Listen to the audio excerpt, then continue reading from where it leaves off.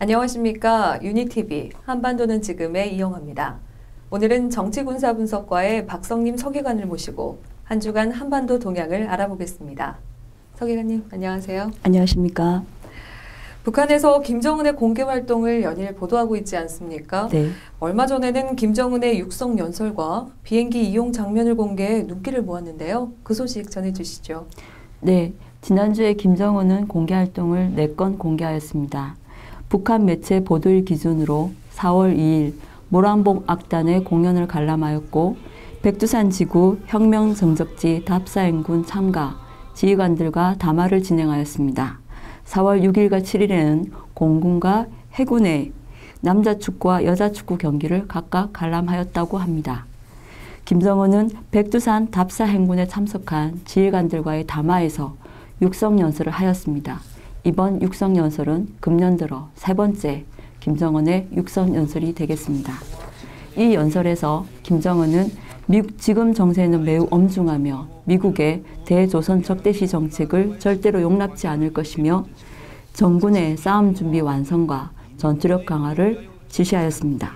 특히 노동신문은 김정은의 삼지연 비행장 도착을 언급하면서 김정은이 비행기에서 내리는 장면을 보도하였습니다. 비행기 이용 장면과 김정은의 육성연설을 공개한 것은 4월 18일까지 진행되고 있는 한미합동 군사훈련에 따른 의도적 공개로서 미국의 위협에 굴하지 않는 담대한 지도자 이미지를 과시하고 또 김정은 시대에는 비행기를 타고 다닌다는 점을 부각시켜 국제적 감각을 지닌 지도자로 보이면서 주민들에게 경제적 기대감을 심어주려고 하는 것 같습니다. 네, 그렇다면 김정은만의 차별화된 이미지를 만들겠다는 의도일 수도 있겠습니다. 그런데 제시하는 정책은 그렇지 못한 것 같은데요. 북한은 핵보유 의지를 다시 밝혔죠. 네, 그렇습니다. 북한은 경제 핵 병진 노선 채택 1주년을 계기로 해서 핵 보유 의지를 재천명했습니다. 북한은 작년 3월 31일 당 중앙위 전원회의에서 경제 핵 병진 노선을 채택한 바 있습니다. 북한 매체들은 지난 1년이 병진 노선의 정당성을 확정하고 핵 억제력 자체가 최고의 경제 건설이라면서 병진 노선을 계속 고수해 나갈 것이라고 강조하였습니다. 북한이 경제를 살리기 위해 시급한 것은 무엇인지를 좀 빨리 깨달아야 할 것 같은데요. 한편 북한 내부에서는 체제 결속을 위한 행사가 이어지고 있다면서요? 네. 북한은 사상교육을 강화하고 김정은 가계 우상화를 계속 진행하면서 체제 결속을 도모하고 있는 모습입니다. 각 사회단체들의 중앙위 학대회의를 연달아 개최하고 있는데요. 3월 31일에는 직업총동맹이, 4월 1일에는 농군맹과 여맹이 학대회의를 개최하여 김정은이 지난 2월 24일 노동당 사상일꾼대회에서 제시한 가업들을 토의하고 김일성, 김정일 주의화 등 강령적 가업을 관철할 것을 결의하였습니다. 또한 예술선동대원, 강연 강사, 방송원 등이 참가한 선전-선동 역량과 수단들의 출동 모임을 개최하여 혁명적인 사상공세를 진행해 나갈 것을 결의하였습니다. 네, 북한에서 경제 각 분야의 성과를 선전하고 있는데요. 특히 우주개발 사업에 대한 내용이 흥미롭던데요. 그 소식 전해주시죠. 네, 북한은 작년에 우주개발법을 새로 제정하고 국가우주개발국을 신설한 바 있습니다. 이번에 1주년을 맞이해서 국가우주개발국 마크를 공개하는 등 우주개발 사업을 선전하고 있습니다. 북한 주민들이 경제 운영의 사령탑으로 인식하고 있는 시기가 내각 총리입니다. 박봉주 내각 총리가 항해도 협동농장, 평양 비행장 건설 현장, 청천강 계단식 발전소 건설 현장 등을 시찰하면서 경제 성과 창출을 독려하였습니다. 박근혜 대통령의 한반도 통일과 남북교류 협력에 대한 구상이 담겨 있는 것이 드레스덴 제안이라고 할 수 있는데요. 북한이 드레스덴 제안뿐 아니라 여러 가지 이유를 들어 박 대통령과 우리 정부에 대한 비난을 계속하고 있지 않습니까? 네, 드레스덴 제안과 관련해서는 주민 인터뷰나 기고 등의 형식을 빌어서 반민족적인 체제 통일에 대한 공공연한 선언이다, 망발이다, 주책이다 등의 표현을 사용해가며 우리 대통령을 계속 원색적으로 실명 비난하고 있습니다. 또한 핵 정상회의 시 대통령의 북핵 포기 발언에 대해서도 미국의 핵 위협이 계속되는 한 핵 억제력을 더욱 강화할 것이라고 하면서 이 외에도 쌍용훈련, 대북 전단지 살포 등을 주제로 대통령을 실명으로 그런 비난하고 있습니다. 유엔 인권이사회의 북한 인권 결의안 채택에 우리 정부가 공동 제안국으로 참여한 것과 관련해서도 북한의 존엄과 체제에 대한 도전이며 용납할 수 없는 정치적 도발이라고 반발한 바 있습니다. 북한에서 훈련이라는 명분으로 포사격을 한 것으로 알려졌는데요. 우리 측에도 탄이 떨어지지 않았습니까? 네. 북한군은 3월 30일 오전에 서해상에서 포격사격 훈련을 할 것이라고 통보하였습니다. 실제로 해안포, 방사포 등을 동원하여 500여 발을 사격하였고 이 중 100여 발이 우리 측에 낙탄하였습니다. 이에 우리 군이 300여 발의 대형 사격을 실시한 바 있습니다. 우리 군에서 탄도미사일 발사 시험을 성공시켰는데요. 북한에서는 이에 대해 위협하는 발언들을 했었습니다. 그 소식 좀 전해주시죠. 네, 우리 국방부는 4월 4일에 북한 전역을 타격할 수 있는 사거리 500km의 탄도미사일 발사 시험이 성공했다는 사실을 공개하였습니다. 이에 대해 북한은 4월 5일에는 조선인민군 전략군 대변인의 기자문답 보도를 통해서 우리와 미국에 대해 북한의 정당한 자위권 행사인 로켓 발사와 자의적 억제력 강화 조치에 함부로 걸고들지 말 것을 주장하였습니다.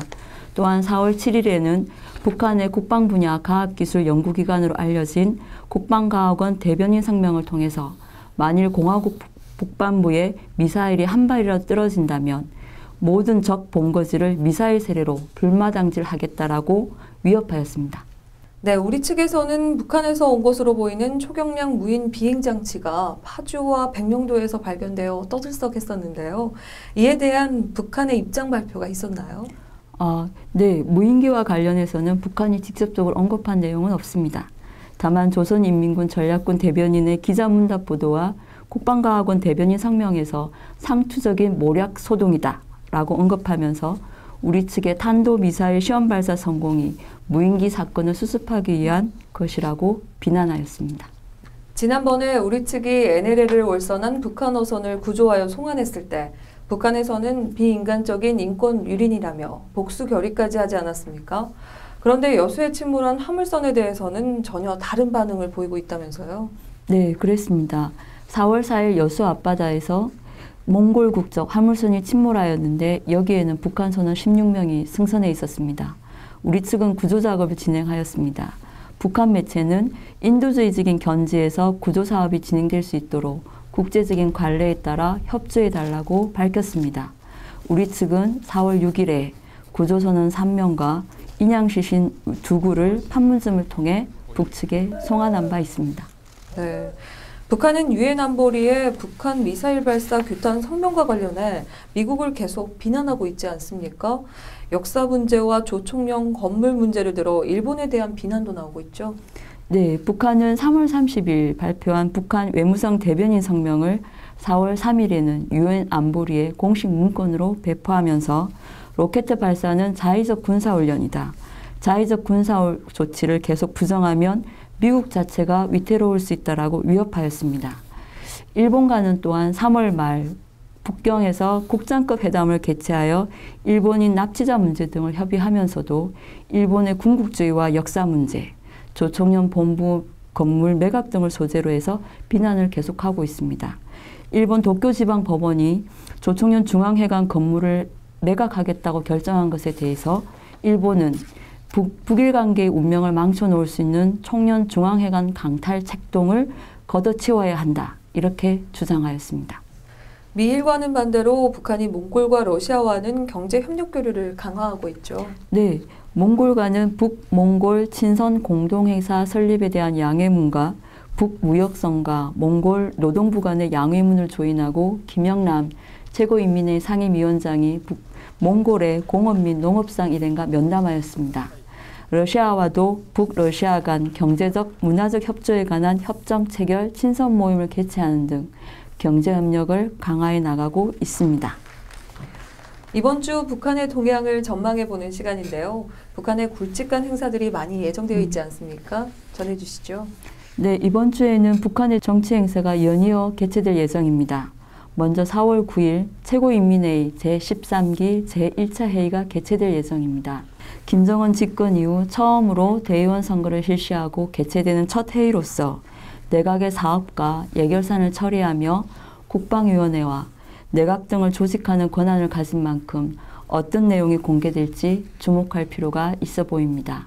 4월 9일은 또한 김정일이 국방위원장으로 추대된 지 21주년이 되는 날이며 4월 11일은 김정은이 노동당 제1비서로 추대되고 4월 13일은 김정은이 국방위원장에 추대된 지 각각 2주년이 되는 날입니다. 4월 18일까지 한미합동 군사훈련이 예정되어 있는 만큼 북한은 이들 대내 행사를 통해서 군사적 긴장을 계속 조성하며 대내적인 사상 통제와 체제 강화에 주력하고 대남 비난도 계속할 것으로 전망됩니다.